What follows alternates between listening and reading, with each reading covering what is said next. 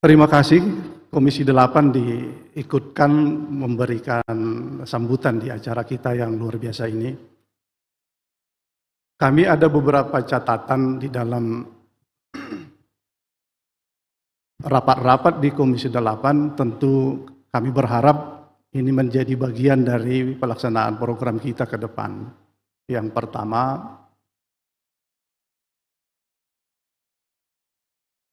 Pak Menteri sudah bolak-balik menyampaikan curhat juga, stakeholder baru dari kebijakan Presiden tentang nomenklatur baru ini lama-lama Kementerian Agama diporotin ini. Hari ini paling tidak ada urusan haji, ada urusan halal, akan berpisah dari Kementerian Agama. Oleh karena itu, bagi Komisi 8, kita di dalam diskusi, haji dan halal masih bagian dari rumpun agama.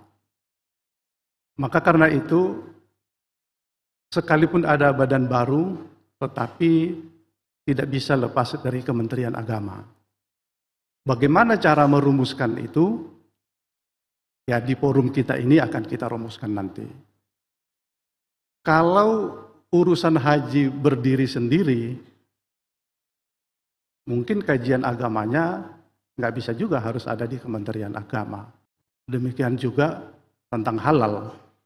Maka karena itu, apakah bagian dari program, apakah kebijakan pemerintah tentang membelah kebijakan ini, bagaimana kita merumuskannya? Kami ingin itu tuntas kita buat kebijakannya supaya nanti di Komisi 8 tidak menjadi perdebatan kita. Yang kedua, ada berbagai persoalan yang kita hadapi ya, urusan agama ini, pelayanan umat, semua hal kita bicarakan di urusan agama. Di bidang pendidikan yang sering menjadi aspirasi yang kita terima baik di ruang komisi maupun di dapil-dapil, pendidikan di lingkup Kementerian Agama merasa tidak mendapat bagian yang sama, bahkan merasa tidak adil dibanding pendidikan lainnya di lingkup pemerintahan.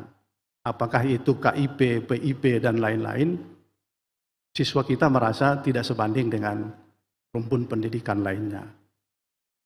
Ini bagaimana caranya Pak Sekjen meyakinkan pemerintah bahwa pendidikan di lingkup Kementerian Agama juga bagian yang strategis dari mencerdaskan anak bangsa.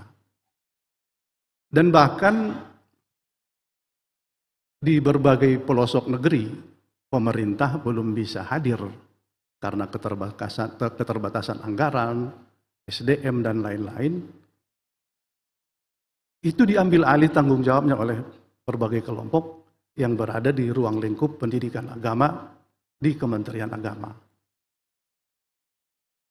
Sama sekali mereka tidak mendapatkan perhatian, padahal mereka mengambil alih apa yang menjadi tanggung jawab negara. Ini perlu kita yakinkan pemerintah supaya masyarakat kita yang sudah memberikan pikiran, tenaga, mereka ya paling tidak ada insentif yang mereka dapatkan dari pemerintah. Ini menjadi tantangan kita. Tentu sekaligus dengan tenaga pengajar, Pak Menteri. Kita kalau berkeliling di dapil, melihat pemerintah tidak hadir, tapi ada lembaga pendidikan di lingkup Kementerian Agama, kalau kita tanya gurunya, itu dapat berapa insentifnya? 200.000 satu bulan, Pak. Jadi setiap bulan 200.000, iya bulan depan 200.000 kalau ada. Jadi 200.000 itu tidak selalu ada, kalau ada 200.000. Mereka tetap mengabdikan dirinya mencerdaskan anak-anak di sudut-sudut negeri. Bagaimana kita menangani ini? Ini hal yang penting kita rumuskan cara meyakinkan pemerintah kita ini seperti apa. Berbagai hal di lapangan ini menunjukkan, mungkin nanti di Dirjen Pendis bisa juga menyajikan data. Ternyata pilihan para orang tua maupun anak-anak kita itu berada di pendidikan lingkup keagamaan. Bahkan yang umum bisa bersaing dan tidak ada siswanya. Nah, kalau ini sudah kenyataan, pemerintah harus mengalokasikan. Kalau sekolah-sekolah yang lain sudah kosong, kenapa tidak dialihkan anggarannya? Nah, bagaimana kita cara meyakinkan ini? Saya kira mungkin dari perspektif anggaran, SDM, dan lain-lain itu penting. Kami baru menerima delegasi, baru kemarin Pak Menteri, ada beberapa STT, Sekolah Tinggi Teologi, yang tutup karena kecukupan guru besarnya tidak ada. Karena nggak ada guru besar, STT-nya ditutup. Nah, ini kita menjadi rugi. Peran masyarakat yang turut serta memberikan dedikasinya itu tidak berlanjut karena guru besarnya tidak ada. Langkah-langkah seperti ini bagaimana kita mengatasinya? Maka Rakernas kali ini tentu ini sangat strategis, ini menjadi program yang terukur kita evaluasi ke depan karena kita sudah mencatatkan langkah-langkah yang akan kita ambil masa-masa yang akan datang. Kalaupun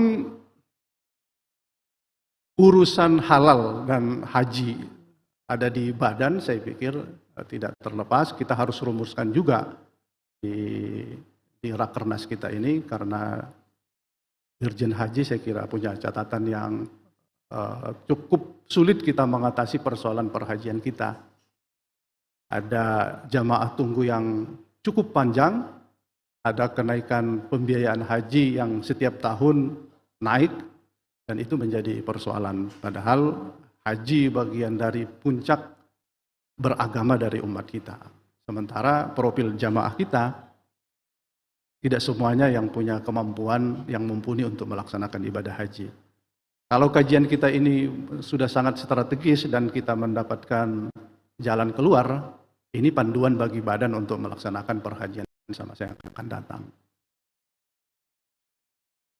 Komisi 8 apapun keputusan yang kita rumuskan di dalam Rakernas ini, kami akan mendukung dan kami juga turut serta meyakinkan kepada pemerintah bahwa hak dari Kementerian Agama, terutama tadi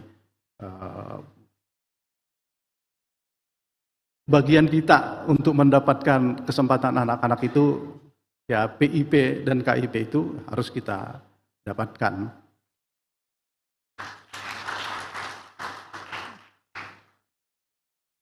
Bagaimana cara meyakinkannya? Nanti kita rumuskan lagi. Setelah ada keputusan di Rakernas ini, kami DPR akan turut serta nanti mendukung langkah-langkah menteri dalam melayani umat kita. Kami kira ini dari kami, Komisi 8, selamat berrakernas dari semua pihak yang hadir di sini memberikan kontribusi pemikiran dan langkah-langkah supaya kita benar-benar dapat melayani umat. Terima kasih Pak Menteri, Pak Sekjen, dan Pak Wamen, dan seluruh kita semua. Akhirul kalam, wallahul muwaffiq ila aqwamit thoriq. Wassalamualaikum warahmatullahi wabarakatuh.